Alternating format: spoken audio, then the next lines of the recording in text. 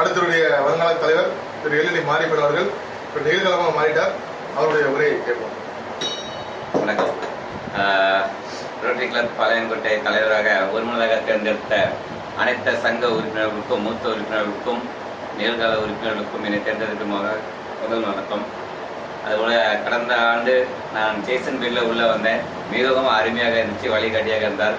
அதையும் தாண்டி எனது அன்பு தம்பி சாமுவேல் அவர்கள் மிகவும் அவருடன் பணியாற்றி நான் எந்த எதிர்பார்ப்பும் இல்லாமல் நான் ரோட்டில் பயணித்தேன். அதோட பிரதிபலனாக இந்த ரோட்டரி கிளப் சங்கம் பாளையங்கோட்டை வந்து என்னை தலைவராக தேர்ந்தெடுத்திருக்கு. அது முதல்ல மீண்டும் ஒரு வணக்கத்தை தெரிவித்துக் கொள்கிறேன்.